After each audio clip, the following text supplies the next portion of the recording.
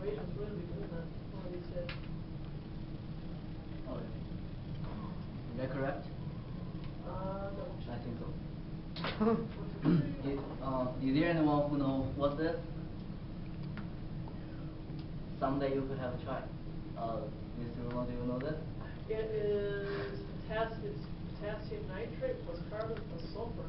And you are making the black powder is also called the gunpowder.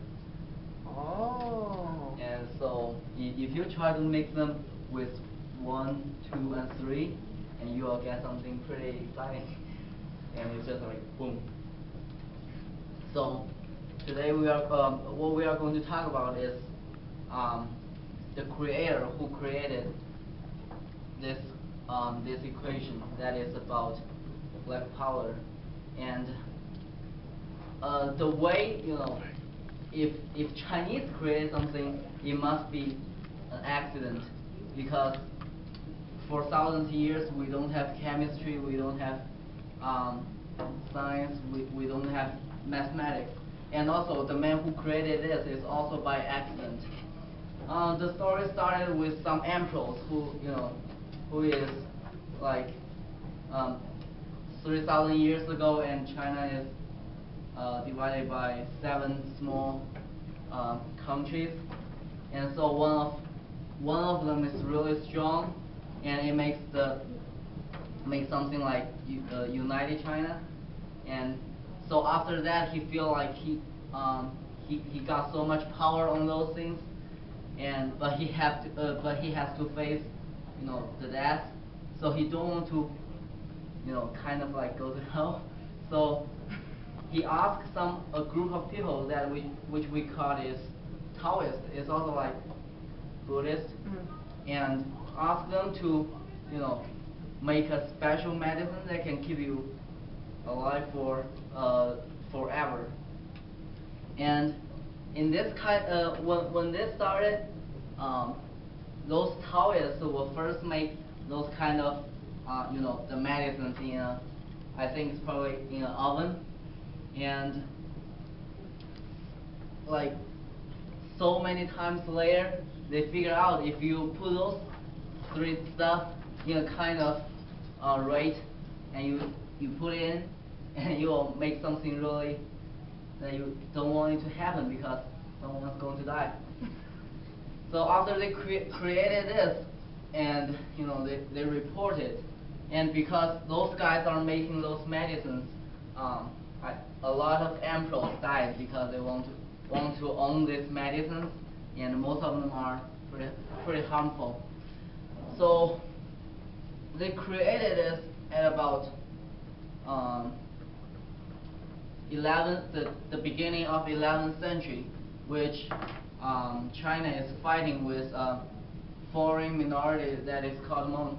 And as soon as like several years later, Hmong learned it, and Hmong is kind of people that is super good at fighting.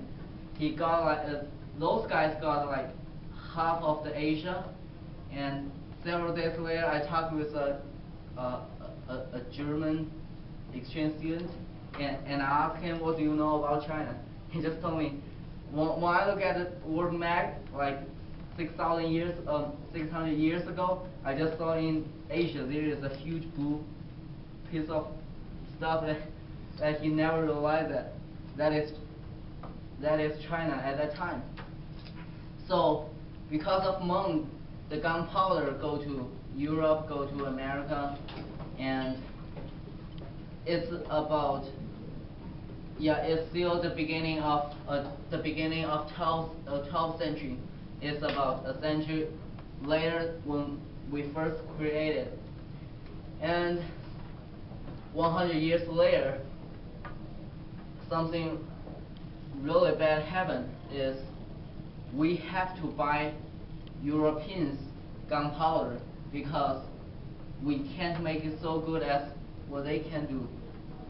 And it doesn't make sense, because we have 100 years more than those guys, and we have more opportunity to to create new and better gunpowder, but it really happened because most of Chinese use gunpowder to make fireworks, and that's the reason why 2008 Olympic Games, yeah, we have so many great fireworks. So I think today what I'm going to say is it's pretty upset to me that we created and those guys use our gunpowder, beat us, occupied us, and then celebrated this huge success with our fireworks. So one thing I want to mention this today is when you are in front of someone for a short time and you stop moving forward, it's pretty easy for you to left behind. And that is what China experienced, because the facts tell us if you stop doing something that is going to move the country forward, the only thing you have to accept is the country is going to be damaged by someone with our products. And that is basically what I want to say. Thanks.